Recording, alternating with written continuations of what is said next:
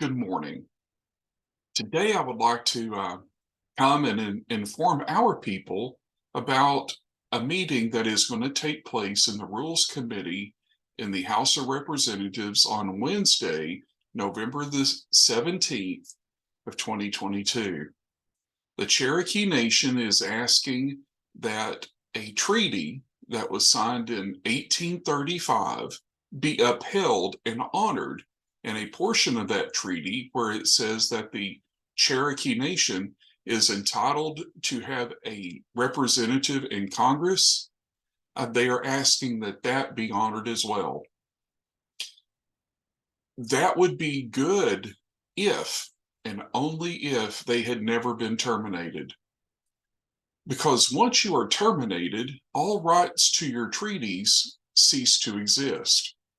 So first, the Cherokee Nation was terminated by what is called the Cherokee Agreement. It is 32 Statute 716, the self-termination of the Cherokee Nation.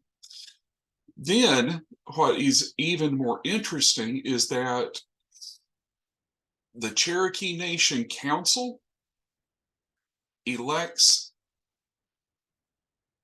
to terminate and in agreement with the termination.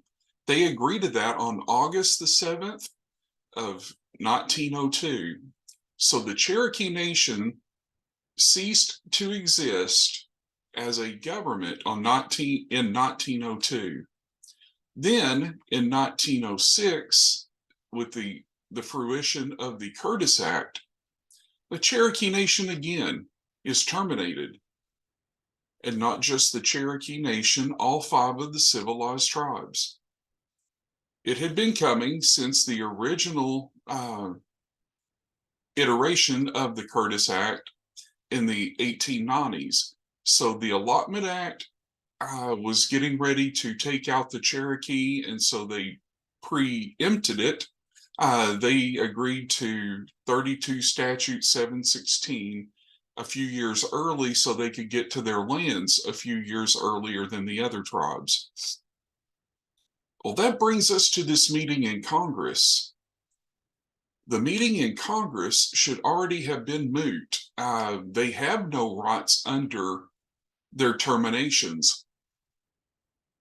The only signatories that are on that document, the New Echota Treaty, come from the Treaty Party, which it consists of the Boudinauts, the Vans, and Major Ridge, all Chickamauga. So if Congress wants to debate putting a representative in the House of Representatives from a tribe, then the signatories on the tribe that have never been terminated should be the Chickamauga Nation. It's our people who signed that treaty. It's our people who signed 17 treaties with the United States, including that New Echota Treaty. Our signatures are all over 17 treaties with the United States. Some we are the only signatories. On some we co-sign, but none of the treaties that say with all of the Cherokee, none of those are without Chickamauga signatories. So Congress, it's time for you to get an education, since apparently you don't have one. The Cherokee Nation is terminated and does not exist. And it's time for you to uphold your plenary power, unless the Cherokee have emasculated that from you as well. It is time for you to uphold your plenary power and say you were terminated, you have no rights, and get out of our Congress.